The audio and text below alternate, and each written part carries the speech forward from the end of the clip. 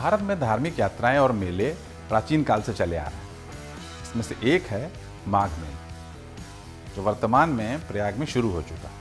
Corona महामारी की वजह से 2 साल बाद प्रयागराज में महामेले का आयोजन शुरू हुआ। कल्पवासियों से सजी एक छोटी सी नगरी संगम के किनारे फिर से बस गई है। माघ मेले में आम श्रद्धालुओं के अलावा देश के कोने कोने से साधु भी पहुंचते हैं। इनमें नागा साधु सभी के आकर्षण का केंद्र रहते हैं। लेकिन क्या आपको पता है कि पुरुष नागा साधुओं के अलावा महिला नागा साधु भी धार्मिक मेलों का हिस्सा रहती हैं? आइए जानते हैं महिला नागा साधु कैसे बनती है, उनकी वेशभूषा क्या होती है और उनकी दुनिया कैसी होती है और वो आखिर दर्शन कब देती हैं। नमस्कार दोस्तों, मेरा नाम अमित मिश्रा और आप देख रहे हैं न्यूज नेशन का डिजिटल प्लेटफॉर्म। आमतौर पर महिला नागा साधुओं का जिक्र भी कम आता है क्योंकि महिला नागा साधु दुर्लभ ही दिखाई देती है। यहाँ तक कि कई लोगों को तो यह भी नहीं मालूम कि पुरुष नागा साधु की तरह महिला नागा साधु भी होती है। हिंदू धर्म में साधु संतों की नागा साधु वाली बिरादरी को अघोरी भी कहा जाता है। महिला नागा साधुओं को नागिन, अवधूतानी कहकर संबोधित किया जाता है। दूसरी साध्वियाँ उन्हें माता कहकर पुकारती हैं। महिला नागा साधु पूरी तरह शिव को समर्पित रहती हैं। जागने से लेकर रात में खाने के वक्त तक भगवान में ही लीन रहती हैं। 13 अखाड़ों से जूना अखाड़ा साधुओं का सबसे बड़ा अखाड़ा।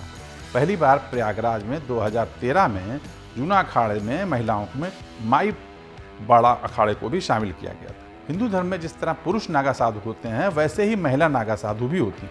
महिला नागा साधु बनने के लिए महिलाओं को कड़ा तप करना पड़ता है, उन्हें कठिन परीक्षाओं से गुजरना पड़ता है। ये वैसी परीक्षाएं होती हैं जैसे पुरुष नागा साधु बनने के लिए करनी पड़ती हैं, पुरुषों को करनी पड़ती हैं। महिला नागा साधुओं की परीक्षा कई साल चलती है। वे सख्त ब्रह्मचर्य नियमों का पालन करती हैं। महिला नागा साधु बनने से पहले 6 से 12 साल तक ब्रह्मचर्य का पालन करना होता है। जब कोई महिला ऐसा कर पाती है तब उनके गुरु उनको नागा साधु बनने की अनुमति देते हैं। इतना ही नहीं, उनकी पिछली ज़िंदगी के बारे में पता किया जाता है या पता किया जाता है कि महिला भगवान के प्रति पूरी तरह समर्पित थी या नहीं।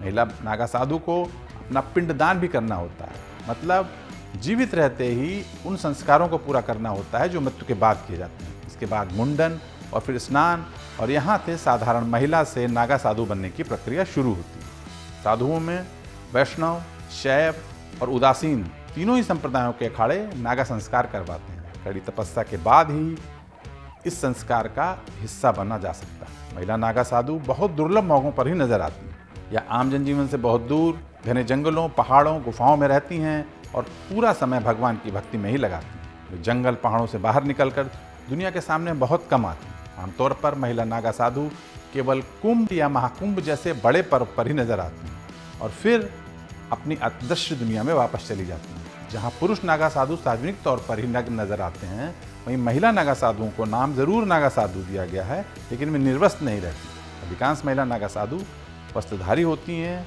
और केवल गेरुए रंग की बिना सिले हुए वस्त्र पहनती हैं। गेरुए रंग का कपड़ा का टुकड़ा होता है जिससे वे अपने शरीर के हिस्सों को ढकती हैं। इसे गंती कहते हैं। साथ ही महिला नागा साधु अपने माथे पर तिलक लगाती है और अपने शरीर के कई हिस्सों पर भस्म भी लगाए रहती है। महिला नागा साधुओं को हिंदू धर्म में बहुत सम्मान दिया जाता है और इन्हें माता कहकर बुलाया जाता है। अब थोड़ा माघ मेले के बारे में भी जान लीजिए।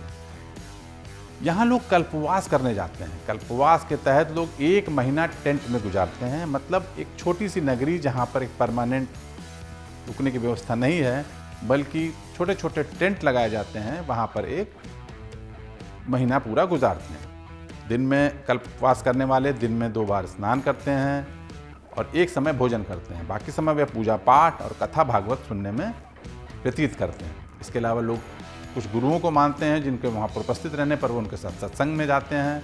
इस बार भी माघ मेले में बड़ी संख्या में विदेशी आए हुए हैं। हर बार की तरह विदेशी मेहमानों को ये मेला बहुत आकर्षित करता है क्योंकि उन्हें वहाँ पर एक पूरी हिंदू संस्कृति, हिंदू धर्म के बारे में बहुत कुछ जानने के लिए, एक ही जगह पर बहुत कुछ जानने के लिए मिल जाता है। क्रिया योग आश्रम और इस्कॉन के शिविरों में इन विदेशी मेहमानों को ठहराने के लिए स्विस कॉटेज की सुविधाएं दी जाती हैं, जो कि काफ़ी लग्जरी होते हैं। मतलब कॉटेज जरूर होते टेंट की तरह हैं, लेकिन उनमें सारी सुविधाएं होती हैं। माघ मेले का अगला स्नान 21 जनवरी को मौनी अमावस्या के बाद होगा। उसके बाद 26 जनवरी को बसंत पंचमी, 5 फरवरी को माघी पूर्णिमा और 18 फरवरी को महाशिवरात्रि का स्नान माघ मेले में संपन्न हो। आपको वीडियो कैसा लगा, इसकी जानकारी हमें कमेंट बॉक्स में दें और न्यूज नेशन का यूट्यूब चैनल जरूर सब्सक्राइब करें। धन्यवाद।